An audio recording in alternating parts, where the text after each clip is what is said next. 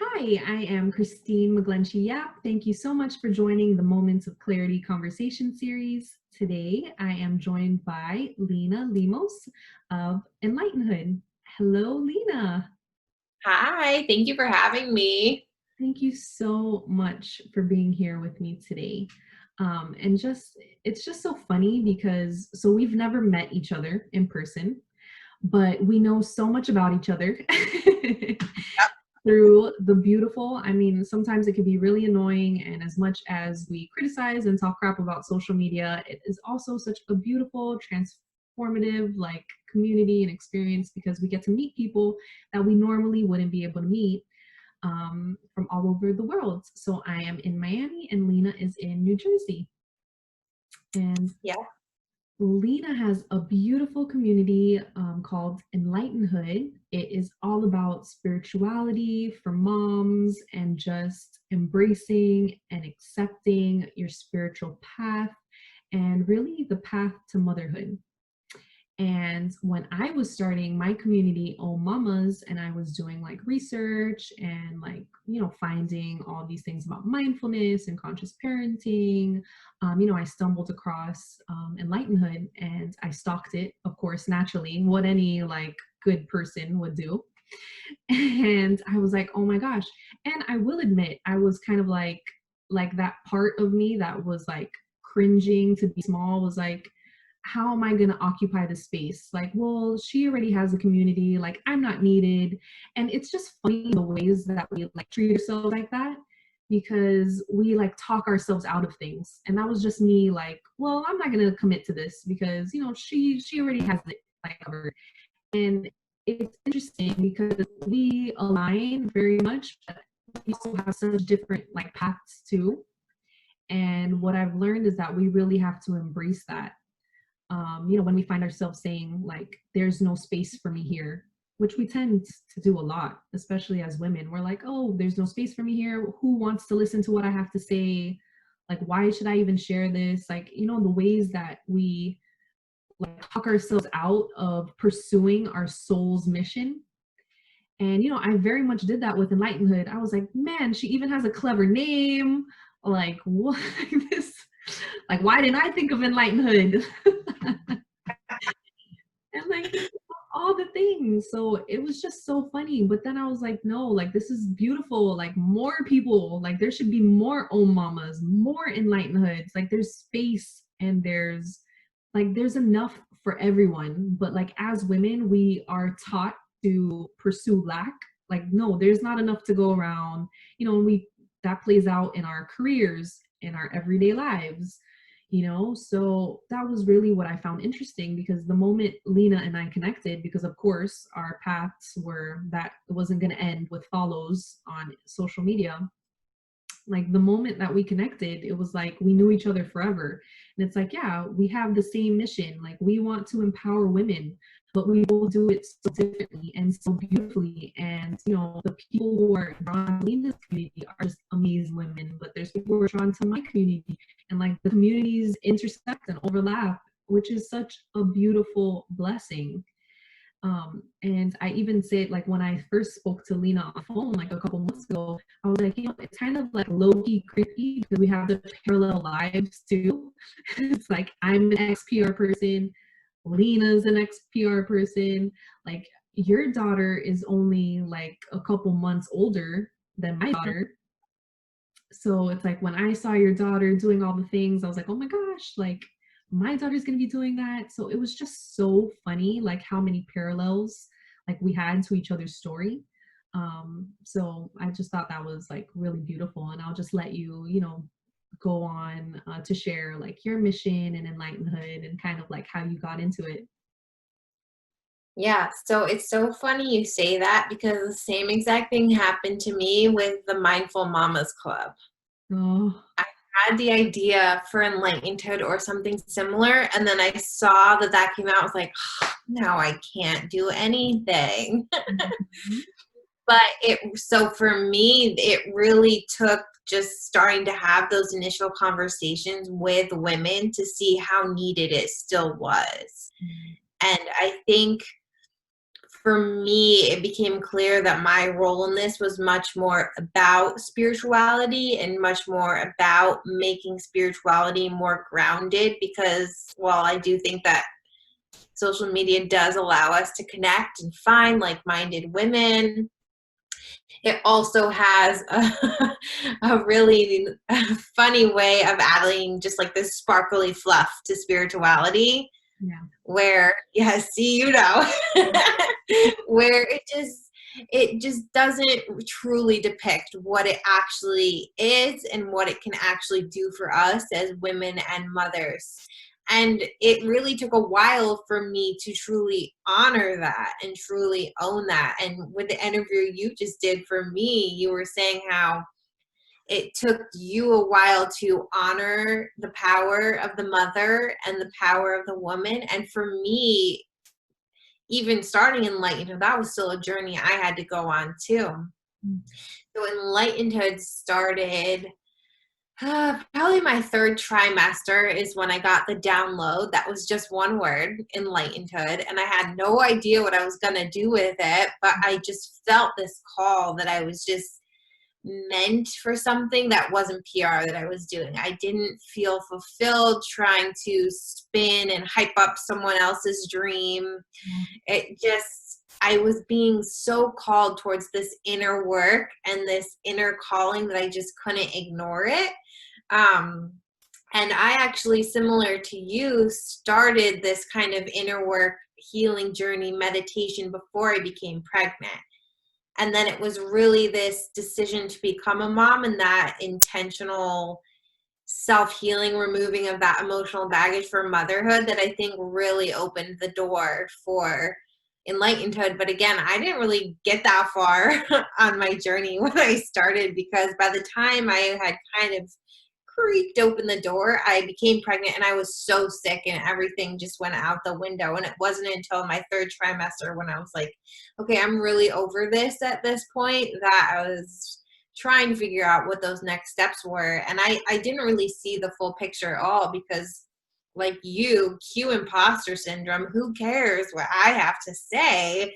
So I think that's why I originally went into Enlightenhood very much featuring other women and very much featuring those stories. And I had worked in media and PR for 10 years. So that was easy to me. That was the easy work, the inner work, the discovering who I am, what my role is in this, what my voice is in bringing spirituality back to moms. That was the hard part. And I think I'm a year and a half later, finally there.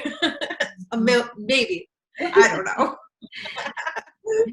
You know, when I experienced your community, like when I saw Enlightenhood, I was like, man, like this girl is going there. Like you were going to all the places that were uncomfortable, you know, to talk about. And even for me, like we were both kind of like creating these communities, and it was like a healing process for us both. You know, doing the work and even being able to see like your growth and what you're talking about. I'm like, oh, it almost like gave me permission, like it's okay, like Leena is giving you permission, like you can be this. Because like you had a post and you were just like talking about how motherhood just like split you open, and it just like revealed all of this stuff. And that's exactly how I felt. And I was just like but when I was going through it, I was like, I felt so alone in it, because I was like, why isn't anyone talking about this? Am I the only one who was like totally, completely transformed? Like, am I the only one who has been like it's as if two people merged, right? Like the baby and the new me.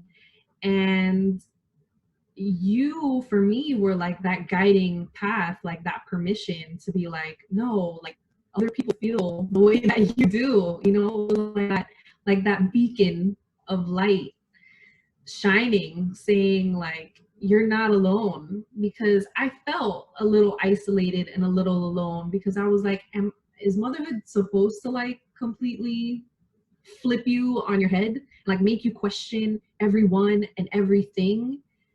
And the answer to that is yes. Like it absolutely is. Because if you can literally grow and birth a person through you, like you don't you're not the same person like on the other side of that. You can't be.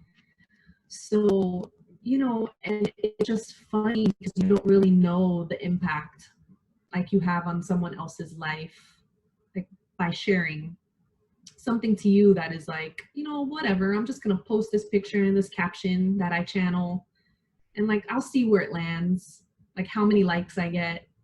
But it's like the work is so much deeper than that. And it's just, and I thank you and I'm so grateful because, you gave me permission, and, just being in the Enlightenhood community and in that space that you have with all of these moms talking about different healing modalities and, everything from like breastfeeding, like what is your process for breastfeeding, to, hey, do you guys want to journey to the Akashic Records? Which is like, for people who are on that spiritual path and who might be like looking at past lives, past life regressions. Akashic Records is something very new to me, but it's very healing and it's very therapeutic to know the traumas that you hold and why they're there, because it's on a soul level and it's from a past life, and being able to have people to openly talk about that, and to know that they're moms too, because it's like, where does spirituality and motherhood fit in, like when you're raising someone else, and to have kind of like that toolkit at your disposal with your children. Yeah. We have such an important role as moms, and we have so much power, and that soul discovery work is just, we're taught as moms that when we become moms that we have one identity, and it's almost this martyr of sacrifice, and that anything else is selfish.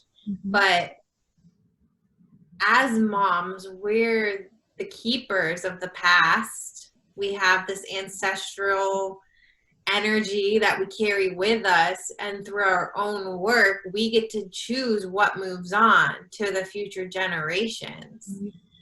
So to go into like our Akashic Records, or understand energy healing, or to understand all the amazing things our body can do, I mean, why isn't that the norm? I think that's, and I love how you said like it just causes you to question, because that was me.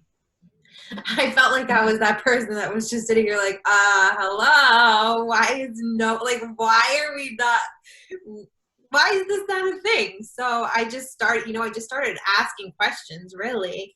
And I finally found that we're just so focused as a society. We've become so focused on the efficiency of our motherhood journey and the efficiency of our babies.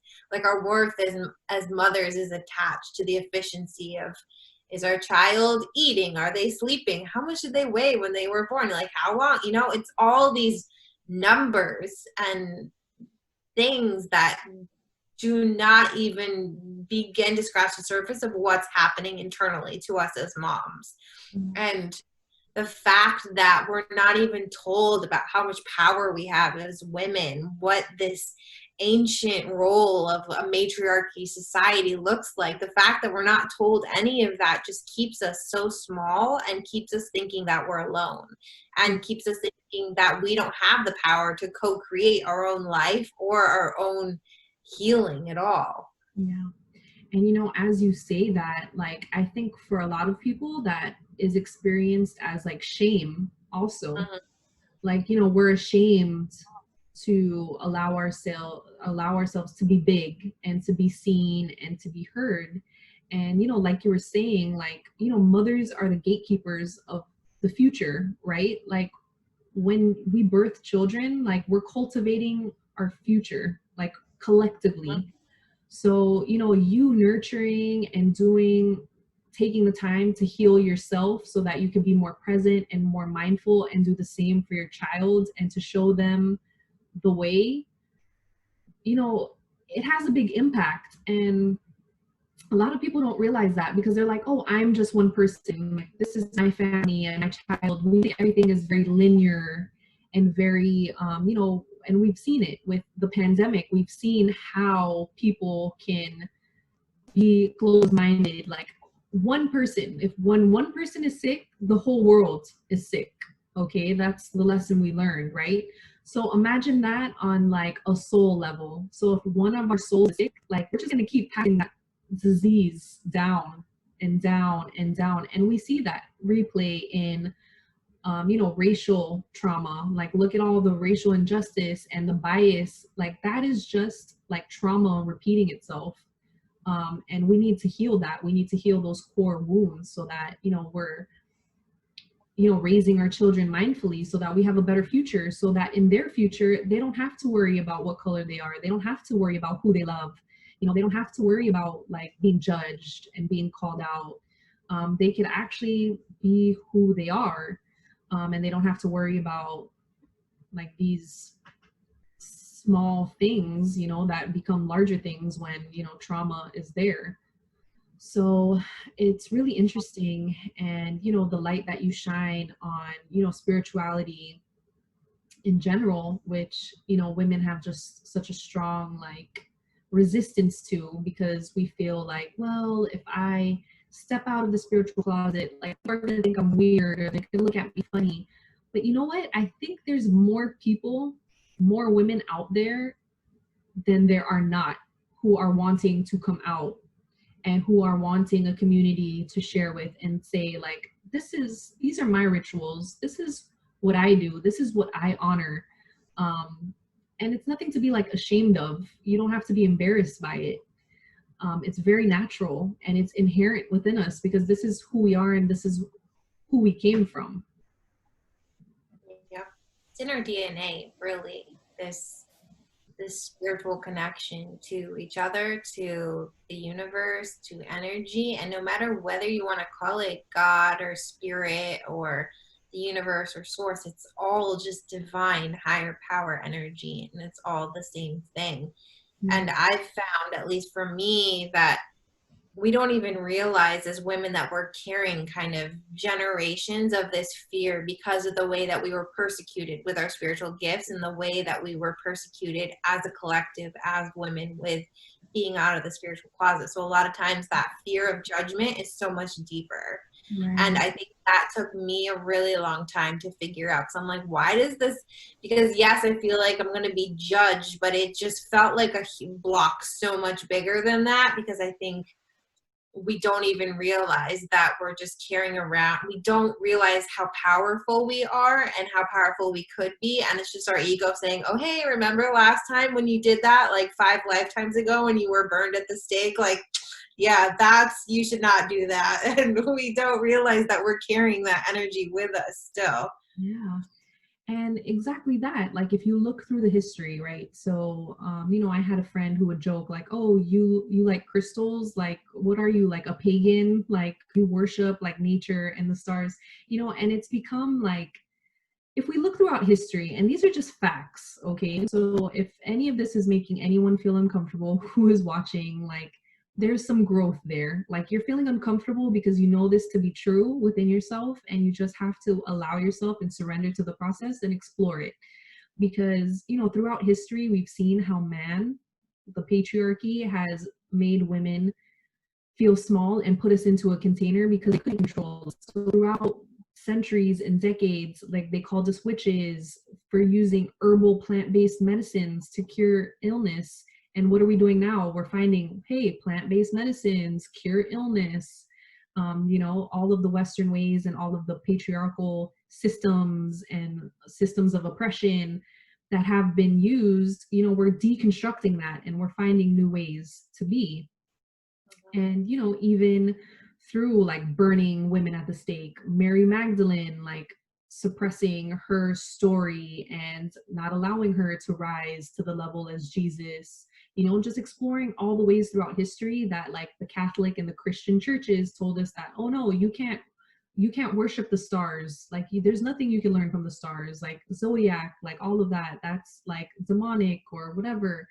And all of that is a place that is a part of us. And nature reverence, animism, like shaman healing, like, and I get great joy knowing that those kind of things are coming back into mainstream or are being more welcomed and embraced. But we have to do the work. And all of us like react to different things. So some of us might be more in tune with nature, some of us more in tune with like energy and healing and modalities. But Leena and I are here to encourage you to explore and to open up the part of yourself that might not feel safe or comfortable with looking into these kind of works, because there's a community for you, that you will be supported, and magical things really open up like when you start believing it. And one thing that you've been teaching about in your community lately, like the divine mother frequency. So I would love for you to like touch on that, because it very much is alive and real. Yeah. So my beautiful partner Megan is the one who discovered and coined the term divine mother frequency, kind of in her going back through all these ancient Kundalini yoga texts and divine feminine texts. And she discovered that there's kind of this very beautiful meeting point between divine masculine and the divine feminine energies that is ignited full force when we become moms. And it is this strong energy, this powerful energy, this wise energy, but it's soft like the divine feminine. And it's just can give us as mothers that extra just foundation and strength we need to stand in all that we are and understand that yes, we are mothers, and that is a huge responsibility, but we're also spiritual women that have this connection to one another as a collective, to the universe, and that we just have such an important job to do here. So that has really become the foundation of everything we do at Enlightenhood, because we kind of all just had this light bulb go on overheads. Like, this is really just about coming home to who we are, going back to that ancient wisdom as mothers and tuning into that divine mother frequency. Because as women, we used to do that. We used to do that in the tent and in our circles and our role as healers and spiritual guides. Like, used to be our role in society, and to go back to that, to bring it back home to us, to trust our own voice, our own body, our own intuition, our own ancient wisdom.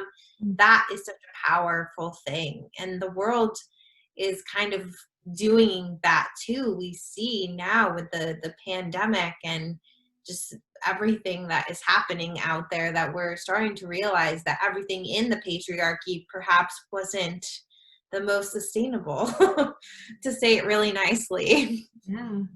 And I love what you said there, because it is all about trust. Like, somewhere throughout time and space, we lost trust. Like, we stopped trusting ourselves. I've seen that in my personal journey. Like, I would say I only started trusting myself maybe within the last 5 years or so, because I was just so disconnected from self. And because we get caught up in the day-to-day lives and like the material aspect of life, and all the distractions, and I wasn't trusting myself. I was inviting external people to validate what I knew to be true.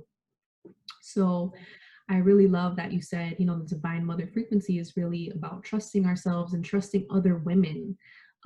This is the conclusion of our series. This is day 10 of the series, and just meaningfully so, just coming back to community and trusting and surrendering, not only in ourselves, but other women, coming back to the ways in which we held each other sacred, and that we were there for each other, and like found safe spaces to be able to talk about what we're going through. Because, a lot of the women in my life, I find like, I'm just like, why isn't anyone talking about how hard this is, and how it just breaks you from time to time, and how overwhelmingly beautiful and heartbreaking at the same time like it can be. And I'm only 14 months in, so I can only imagine what lies ahead. Yeah. Yeah.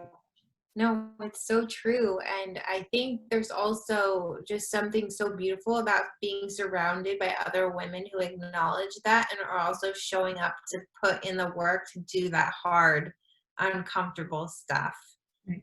to like uncover that power within, and really trust yourself. Because when you can trust yourself and you stop giving your power away to outside validation and to others, it's really empowering, but it's messy. It's really messy, and it takes a lot of unpacking and a lot of healing. And to be surrounded with women who truly get it, I think is the true definition of sisterhood, that we've also kind of put this fluffy, sparkly thing on, that it's time for the mothers to truly bring that back and own it.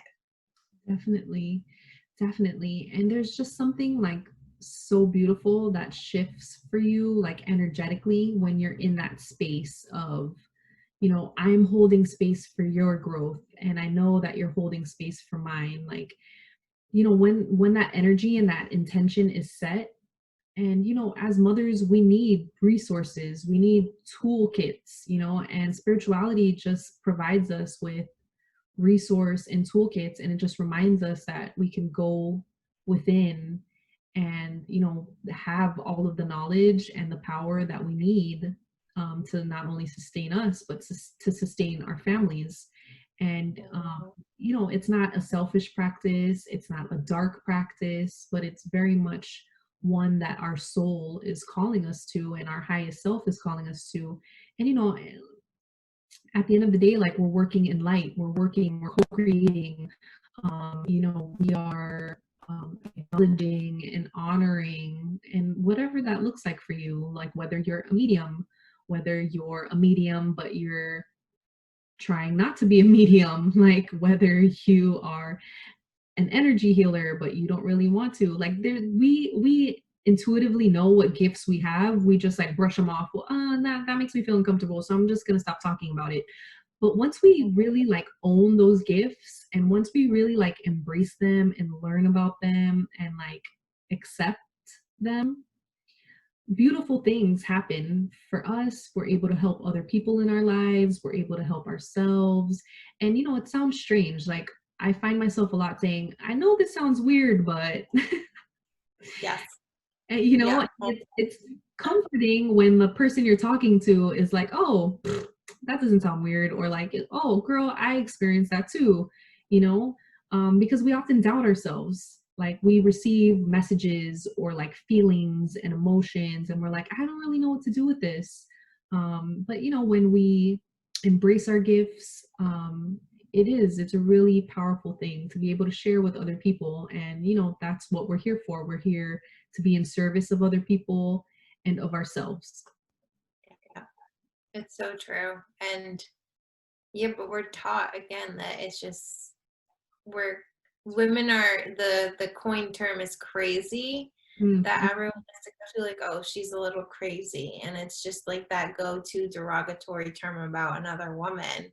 mm, But really, it's just, so that trusting, I mm, think, is the most important part, and trusting that it's not your imagination is, I think, how we go from thinking, having that feeling, to like that full-blown knowing, and knowing that there's absolutely nothing standing in your way of your gifts. I think right. that's another thing we do too, is that we think that we're waiting for someone to give us that permission slip Yeah. to say, oh, you can be an energy healer now, or you can channel now, go ahead. But really, everything we need is within us all along. But again, we're waiting for that permission, and for someone maybe we look up to, or who's further along. I'm saying that because we're all wherever we're supposed to be on our journey, but to kind of give you that permission to do so. So if you're waiting, this is me giving you permission. Leena gave me permission. She's giving you permission, so take it. Imagine Harry Potter handing you a magic wand. This is your wand. I would die if that happened. It's really true. Yeah, it really is true. And like, and that's why, like, when you're on the spiritual path, that's why communities like Enlightenhood are great, because you get to learn alongside. You don't have to feel shame. You don't have to feel guilt. You don't have to be embarrassed. You don't have to feel judged. No one judges, really and Yeah. truly. It's from a place of authenticity, love, and empowerment and collaboration. The women in that group, they want to share with you. They want to help you heal. They want to teach, and they want to be students. So, Leena, if you want to give a little more information on how people can sign up for the collective. Yeah. Yes, so the collective is our private community. It's off social media. It is a safe and sacred container to be all that you are, to ask the questions, to learn. We use the platform Mighty Network, so it's very much like a social media network. You can make a profile, find people who live near you. I think we have women from 5 continents so far in there, which is awesome. We just launched it. We're having a celebration to like officially launch it at the end of the month, which is really exciting. But within there, we have workshops, meditations, groups, chats, questions, basically anything spiritual you want to know, and it's growing every day. We're working on getting master classes up in there and workshops, so anyone who's a member gets just free spiritual workshops and classes similar, just like if you were attending a retreat, but it's in your pocket. That's really what we're trying to do, because women coming together in circle and retreat and learning from one another in a safe space where you can kind of escape the 3D world of being a mom, or being a mom and a woman in this current state of affairs, I think is such an important community to have, and such an important space to have. So you can join at collective.enlightenhood.com, or there's the link in our Instagram bio as well, but it will direct you to where you need to go. Yeah, and I'll put all the links to below the video, but the community is really such a beautiful, just such beautiful women, so much diversity in interests, and, you know, globally, people are located in different places, and just really interesting perspective and programming, you know, that allows you to learn in a safe space where you know that you're being held and you're not being judged. Just such beautiful relationships that I've developed with the women in there, and I've learned so much from being in it, you know, anything from like Reiki. I'm getting my Reiki certification, so I was able to speak with like one of the women and the moms in the group about her experience with Reiki training. So it's a really great resource, like it really is. And, you know, just to know that you're there with like people who have similar interests, with no judgment at all. It's just a really cool community. So I encourage, you know, all of you to look into it and to be in community with Enlightenment and Leena. Beautiful team over there, Megan and Jenny. They're just the triangle of trust. I love Yes. All right. Thank you so much, Leena. I am so grateful to be closing out the series with you. This has just been an amazing journey, and I am just so glad, you know, like on my journey to motherhood, that I was able to like find like a soul collaborator. I don't even know, like a kindred spirit to like share this experience with, and, you know, to provide me with the permission that I needed to like go forth and like be bold in my mission. So I really appreciate it, and I can't wait for all of the exciting things in Enlightenhood's future. Oh, thank you, and thank you so much for having me. I'm so honored. Thank you so much. All right. So everyone, Leena's information about the collective and enlightenhood.com will be on the comment section. And I am so glad. Thank you so much for joining me for the series, and illuminating, and just a heartfelt, heartwarming, you know, opportunity for me to share my story with you and the beautiful women who make up my village. Till next time.